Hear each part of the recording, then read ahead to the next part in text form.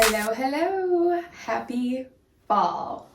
It is officially fall, even though I don't think it is official, but It feels official. Labor Day's over. We've got the cold weather coming in. Yep. The school buses are passing our house. The school buses are passing our houses. I thought it was only appropriate that I put on my cutest fall sweatshirt, my Joe Mummy sweatshirt.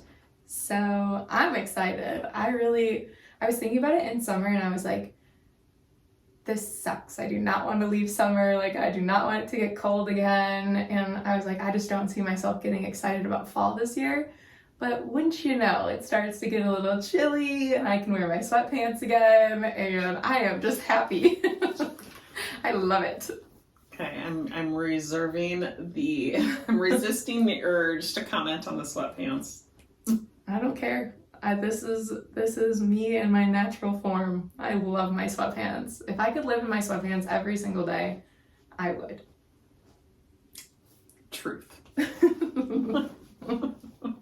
Whatever. Fall is always my favorite time, and I don't know why. For whatever reason, this year I was like really not looking forward to it. Like this summer, I just was like, oh, I just wanted to stay warm. Like, this is so nice, and being able to sit on the deck while we work and stuff like that.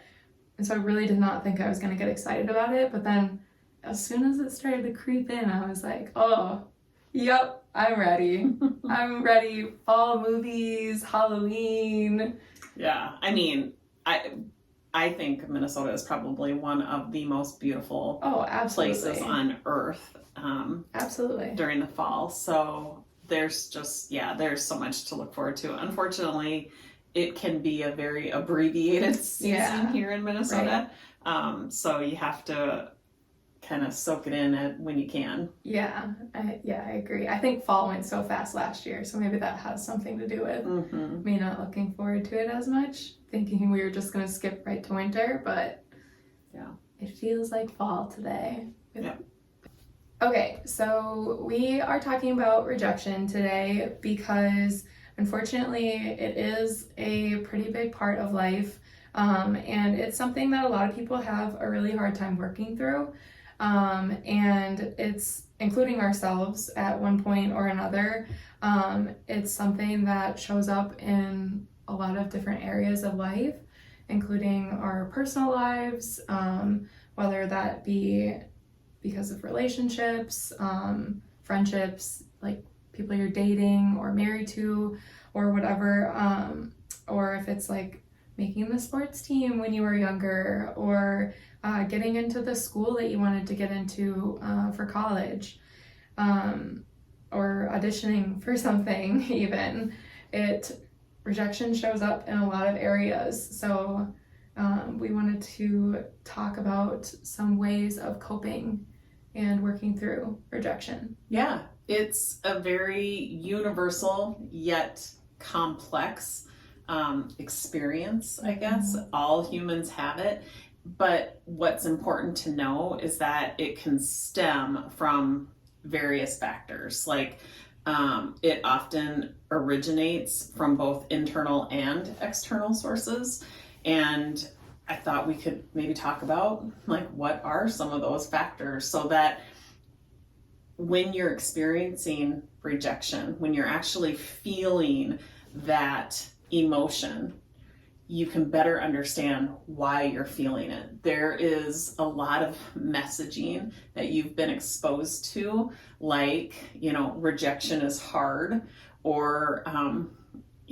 or you should be ashamed. Right, when you should be rejected. Right. And so when you better understand yourself and why you're feeling that emotion, because you are believing something oftentimes in error, you have a better chance at being able to kind of rectify that, to create a new neural pathway so that you are no longer reacting habitually, routinely with those kind of thoughts, and you're actually more intentionally responding. So you notice that you're feeling rejected or you have been rejected, you can actually preempt that if you understand what that human reaction tends to be. Because most of us it doesn't end well. When we are reacting to a feeling, from a feeling of being rejected, it doesn't usually end well. I mean, think about your own personal experiences. So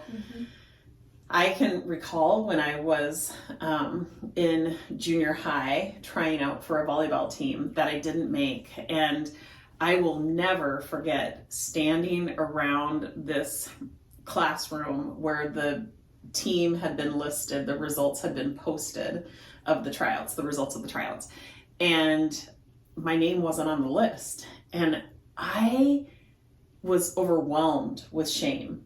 I literally couldn't actually even read. I was so ashamed that my name wasn't on that list. And it's like brutal that they would put the list in front of the class. Oh yeah, right. So this is like back in 1982.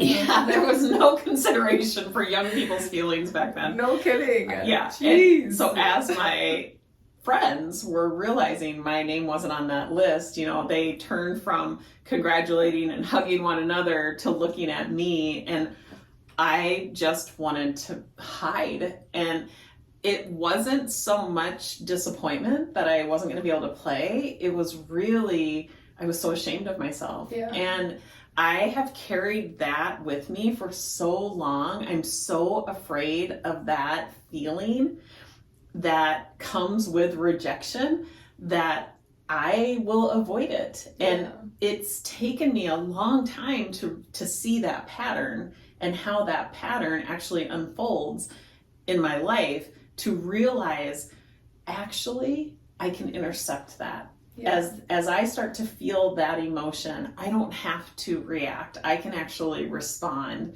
with a better, feeling thought. I can actually kind of assess what else is true. It doesn't take away from the factors that often create rejection. Those are going to be there. Sometimes those are circumstances that we have no control over. Like in that moment, I had no control over whether my name was on that list or not. But I certainly could have chosen with intention a better feeling thought. I didn't have those skills. And so hiding, shutting down was the only way I knew how to cope. And then going forward, the only way I knew how to cope with rejection was to avoid it.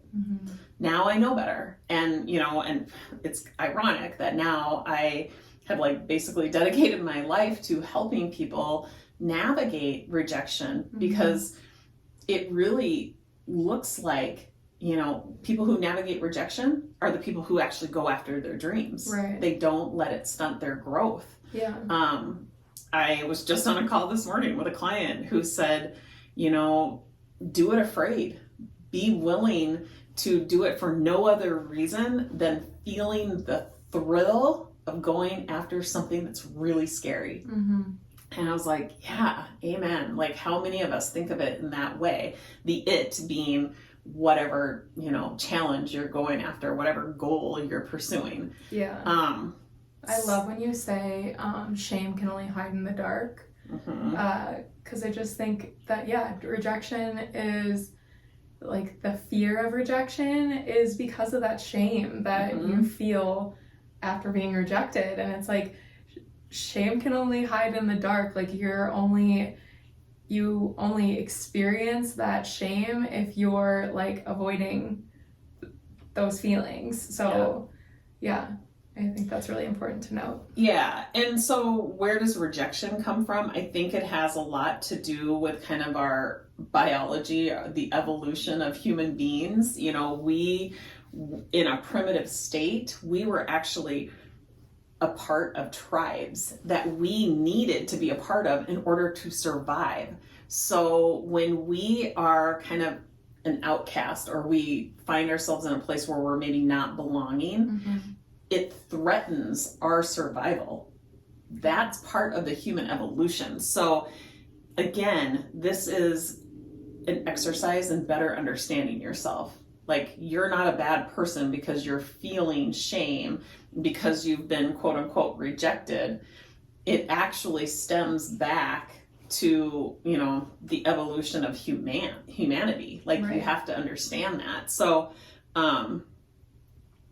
I think, you know, pursuing a better understanding of your own personal experience, as well as like zooming out and looking at the bigger picture of why rejection is even a thing. Yeah, for sure.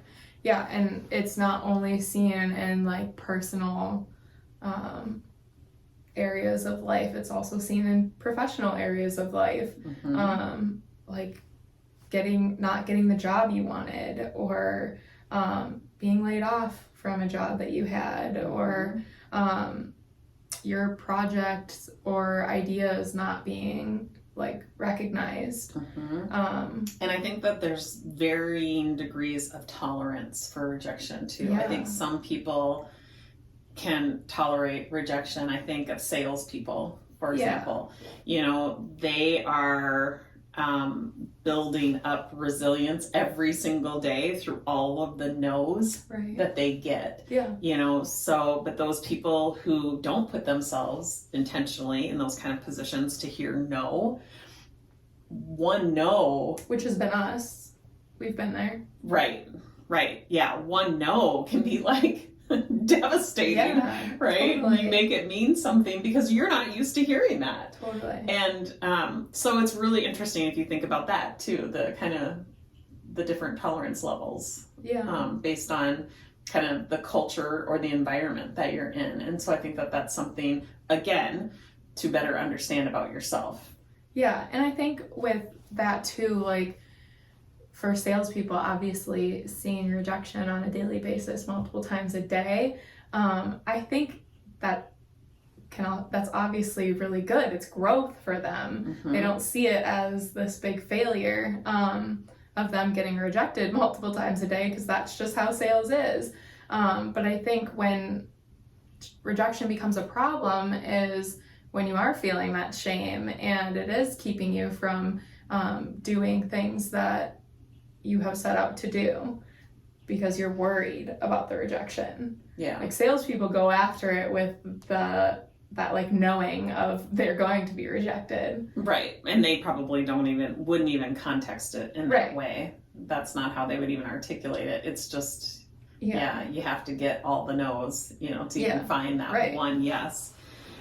I think expectations can create rejection. You know, it's a very like indirect form of rejection that people experience, but having an expectation that someone or something actually, you know, meets your standard and then it doesn't, and you make it mean something about you, like what? You feel like the rug has been pulled out from underneath you. You have an example of that?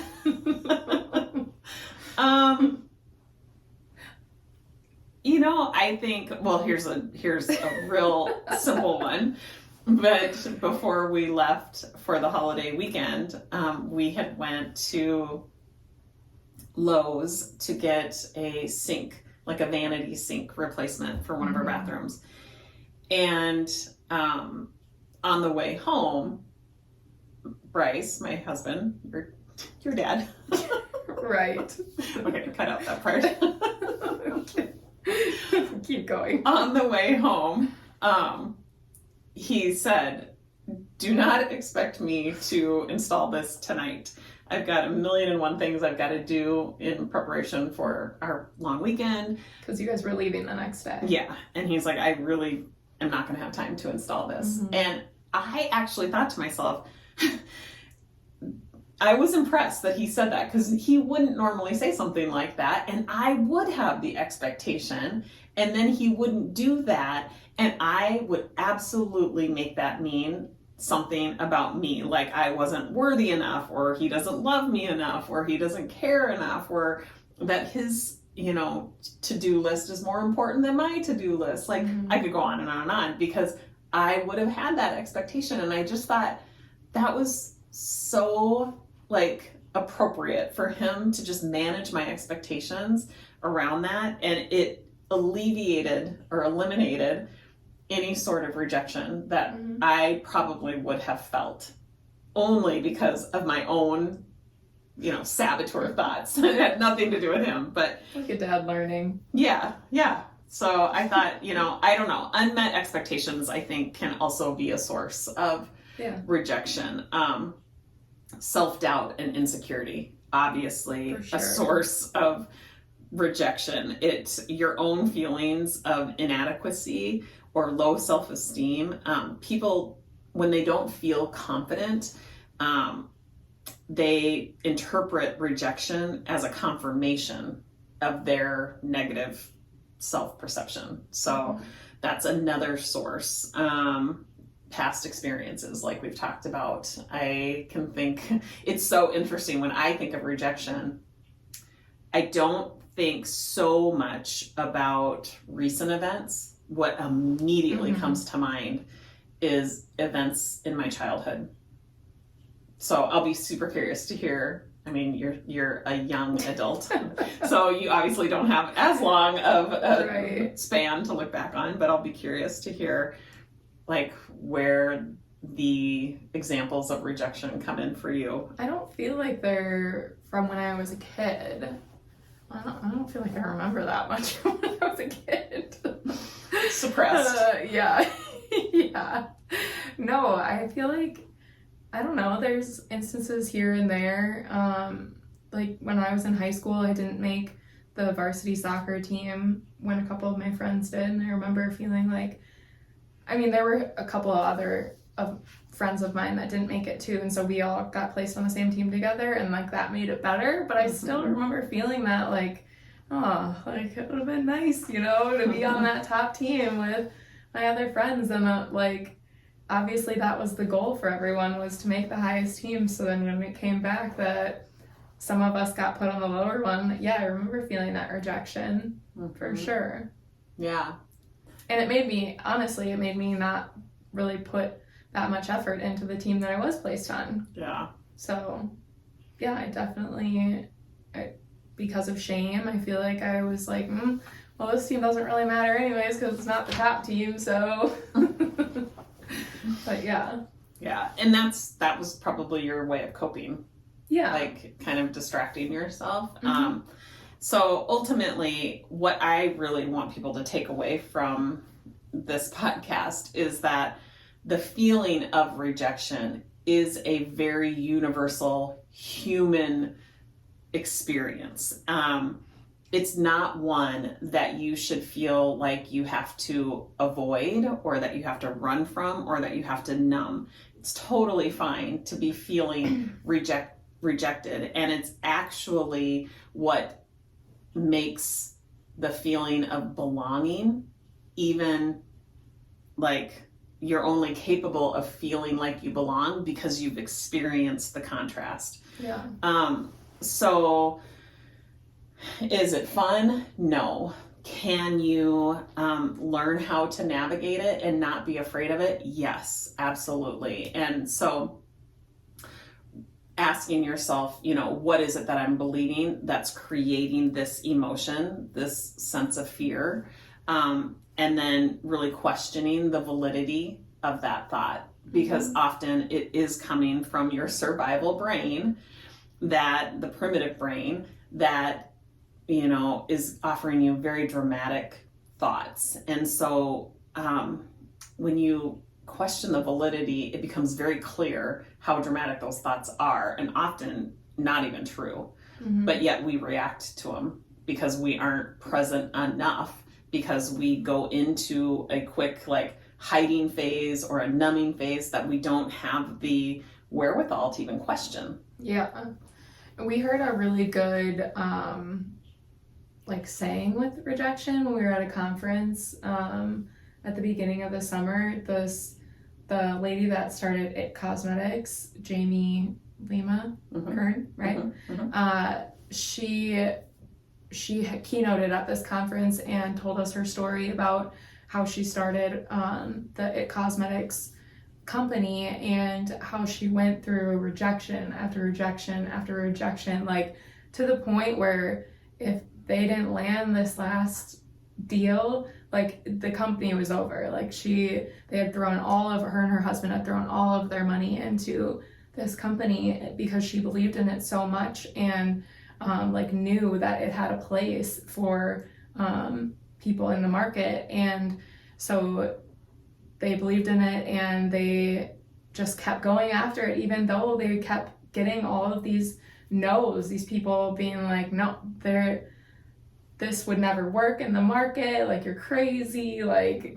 And they were actually, I mean, I felt like her story was so relatable, and she was like hit below the belt so many times, because they weren't only like rejecting her product or rejecting her business, they were rejecting her. And they were making it very much about her appearance and whether she could represent the brand, you know, and be the CEO and the face of it, and talking about her weight. And you know, that story we could all relate to, and she definitely had all of us, you know, hanging on every word, because I think every woman has been there where maybe you haven't heard that, like, you know, said to your face, but you've maybe heard people, you know, that have talked about you behind your back, or that you speculate that people have those thoughts and feelings about you, which regardless, the feelings are still the same. You know, you have to check your thinking about whatever the circumstance is, and that's the source. Knowing that that's the source, that's what you actually have control over.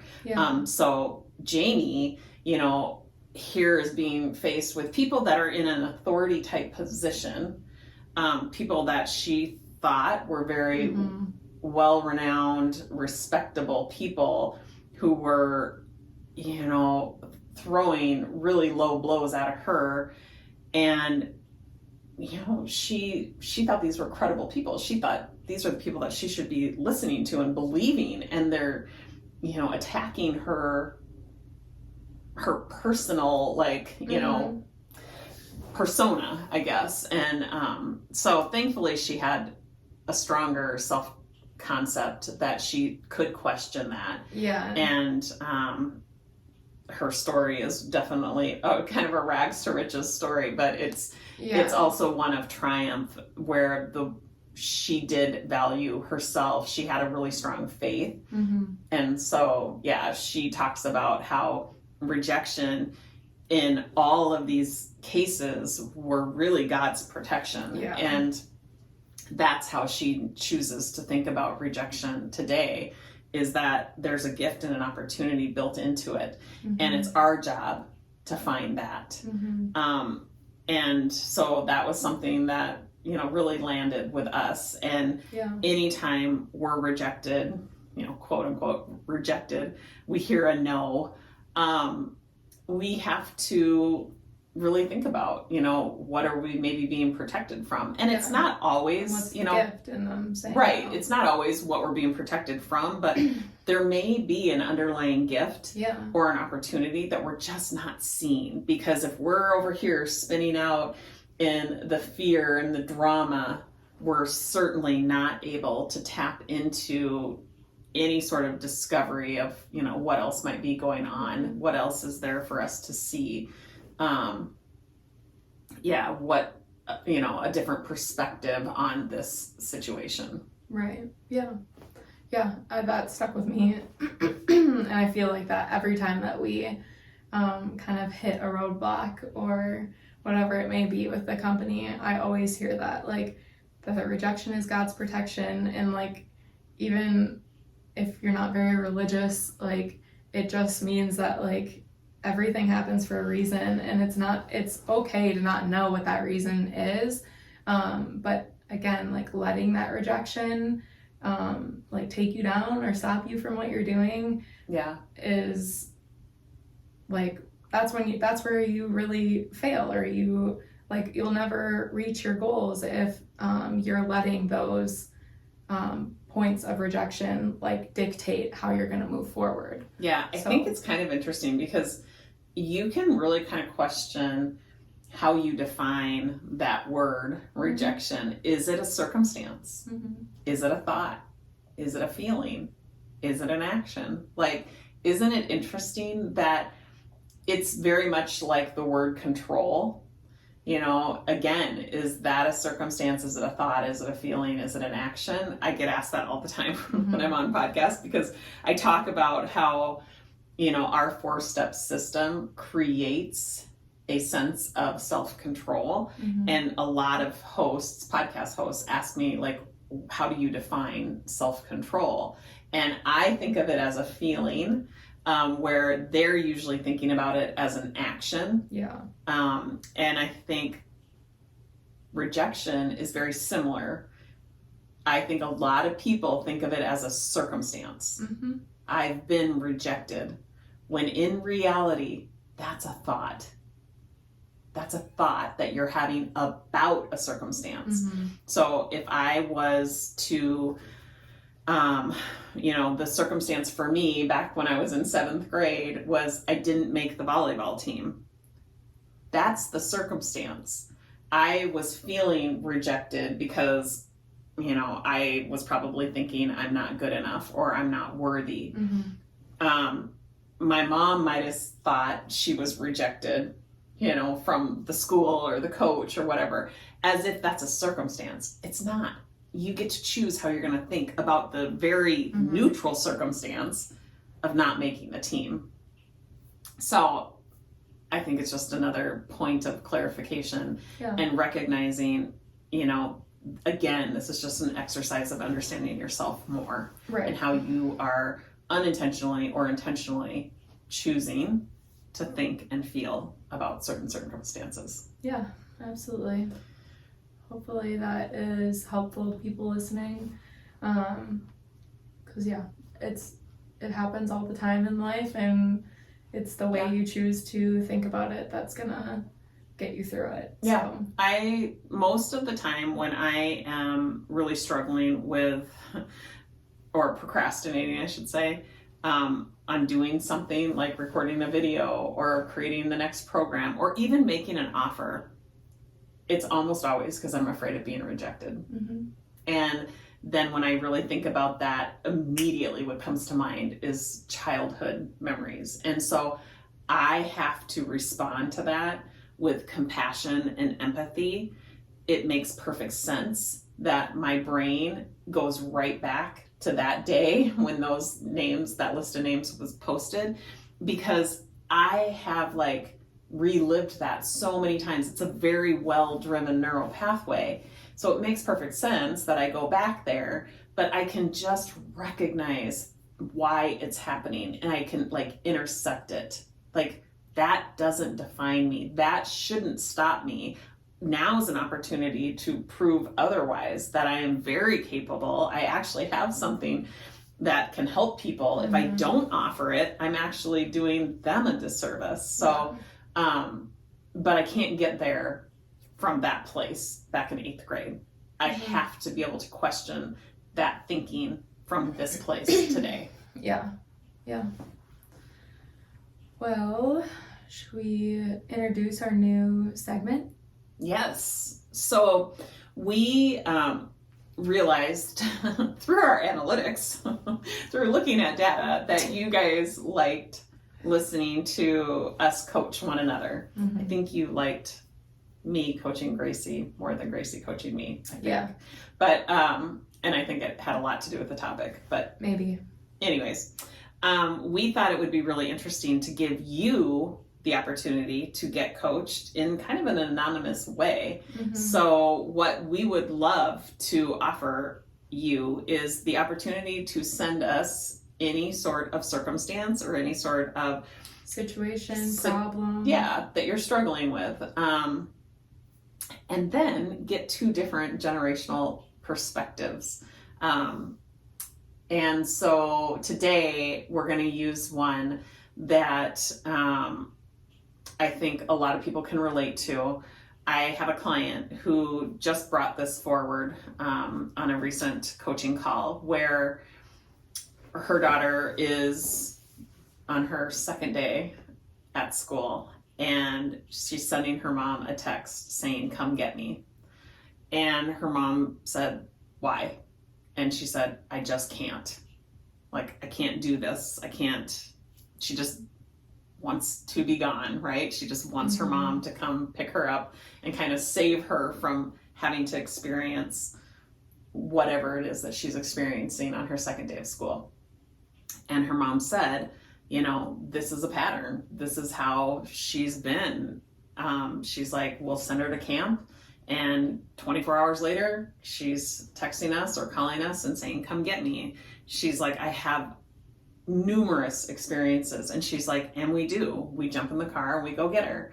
And she's like, "But I've recognized that my child is never going to build resilience if I keep coming to her rescue, not even helping her process these feelings, just picking her up, bringing her home, and kind of going through this same routine." And so she really wanted some help on how to think about this, because she was, at the moment, she was really struggling with a lot of guilt for not getting in the car and picking her up. She's like, what kind of mom am I to leave her there suffering? And I thought, this is so interesting. And I wanted to know where her guilt was coming from. It was coming from this belief that I'm not a good mom unless I go and relieve my child from suffering. Okay. So I'm curious what kind of advice from a coach's perspective, like a young coach, Yeah. how would you coach the child who's on day 2 of school? Yeah, I think we would need to know maybe a little bit more of where her head is at, like what her thinking is on this situation, because I think, not unlike a lot of kids, like, school is not, like, it's not their favorite place to be. Yeah. Okay. So put yourself back in high school, like as a freshman, and day 2, where you're just starting to kind of learn, like, where your classes are, where your locker is at, who's in your classes with you, what friends are going to have your lunch, and you're maybe feeling like, everything has went to hell in a handbasket, and you're like, oh my God, this is going to suck. This school year, this semester, quarter, is not at all what I had hoped it to be. Like, okay, let's just go with that. Like, let's say that that's what she's thinking. And then what would my advice be to that? Yes. Or yeah. So, because this mom's wanting to, like, she's definitely resisting the urge to go pick her up. Yeah. But she's also deeply wanting to help her daughter build some resilience. And so if you can kind of come at it from the, young adult perspective, it hasn't been that many years since you were there, how would you coach? Yeah, I would say I would try to get her daughter into a more open-minded way of thinking about school, because, like you said, it's only day 2. And while that can be a really, like, overwhelming and stressful time for people, especially people that don't love school in general, it could be really amazing. She could meet all of these new people. She could really enjoy some of her classes. She could find new interests and things she likes to do. So what actionables would you give the mom? To give to the daughter? I would say to help her. I would say she should really try to help her daughter see both sides of the coin on this, to really strip away the drama of, like, school's really awful, I hate it here, I can't do it anymore, and to just really narrow down the facts. Like, I'm at school, it's only day 2, I'm in these classes with these people, like really, really get very like factual about it, so that we're taking out all of the things that she maybe doesn't like, and then challenging her to think of school as something to get excited about. Obviously, that would take more than just like asking that question. There would need to be some coaching in there for it, but at least getting her to a more neutral state of mind about school and being in school would help probably take some of those nerves and or whatever bad unwanted feelings she's having about it away. Yeah, I think that's awesome. I would also add to that, like, are there past experiences that would maybe lend itself to helping her believe that this maybe is a time thing? You know, of course, we get a little anxious or panicky even in these kind of, you know, unfamiliar environments. But with time, you know, we start to settle in, and, you know, and helping her come up with other experiences that she can draw from that, you know, that was true. Yeah. So really good advice. I think I would help the mom not be so black and white in her thinking. Like, I'm either going to go get her or I'm not. Yeah. You know, how could you, or I'm going to go get her and like save her from this suffering. And if I don't, she's going to stay at school and suffer. Yeah. Like, that's the black and white thinking that I think the mom is stuck in. And I think helping the mom come up with a better feeling thought, like, I can help my daughter like process these emotions while she stays at school. You know, so it becomes, you know, there's an alternative, there is that middle ground. What would that look like? You know, if the mom is really feeling like I'm throwing her to the wolves, and, you know, she's at school suffering and, you know, really questioning the mental or physical safety of her daughter, which I think is where the mom was going. She's like, how can I just sit here? You know, that is unnecessary suffering on the mom's part, right? There's lots of resources. So now let's think about what other resources, what other support can we lean into? Yeah. But this black and white, either or, right or wrong kind of thinking does not serve the mom at all. Yeah. And recognizing that, you know, it makes sense that this is the go-to reaction for the daughter, because these are these kinds of experiences we've taught her how to treat us. Yeah. It's you become know, a pattern. It's become a pattern. And so now we have to kind of unlearn that. We also want to give our child the opportunity to create resilience. And that does look like having them fight some of these battles, us not coming in and saving them, keeping them from feeling any sort of pain. The truth of the matter is, we all suffer.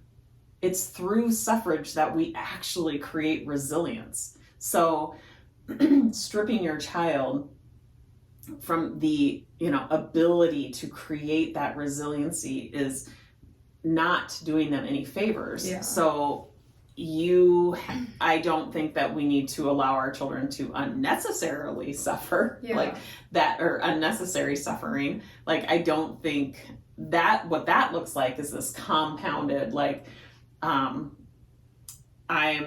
you know, I don't want to be here anymore because I don't fit in, or I'm not, you know, all of my other friends are in this class and I got stuck in this class. And then, you know, now beating yourself up over that kind of judgment and really kind of spinning out. That's what unnecessary suffering is. And you can see the potential for that happening on both the mom and the daughter's parts. And it is just that, it's unnecessary. But suffering or feeling pain is part of life, and it actually has a purpose. It puts the context around feeling joy, feeling satisfaction, feeling like you belong, right? The pain is what makes that even possible. Yeah. So I think I love your advice for the daughter, and hopefully any mom or dad who's listening can kind of challenge their thinking, especially if it's black and white thinking around how to help their child. Yeah, definitely. Yeah, and I think if this is something that is of interest to you, if you liked hearing how we walk through somebody else's circumstance, if you have something that you're struggling with, you really can't figure out how to work through, send it in. We'll leave my email or yours. We can leave mine. It's Gracie at self-made, MADEU, the letter U. I'll leave it in the show notes. Yeah, .com. I'll leave that in the show notes as well, so you can find it there. And then that way you get the two different perspectives, and I think that can be really, really valuable. Yeah, absolutely. And hopefully whatever you bring to the table will not only help you, but everybody else that's listening that can relate. So, and of course it'll remain anonymous. Yeah, no, we would never share any names or anything like that, so don't have to worry about that. And then we also want to just remind you of Free Coaching Friday. That is a group coaching session that we offer at least twice a month, and then in addition to that, we also have master classes that are very topical, where we're actually taking the 4-step process that we teach people how to, coach themselves. We very poignantly put it to work on a particular topic. So on September 15th, we'll be talking about professional performance. And like I said, we also have Free Coaching Friday on the off Fridays, where if you want to get coached, you are invited to come and raise your hand, or you can just sit back and listen to other people being coached. The value of that is that you'll be leaving with some really great questions to ask yourself when you are in a self-coaching session. Yeah. All right. Well, good job. This was another you too. Great. This was episode number 14. So moving right along. Crazy. Yeah. All right. Thanks for listening, you guys. We'll talk to you soon.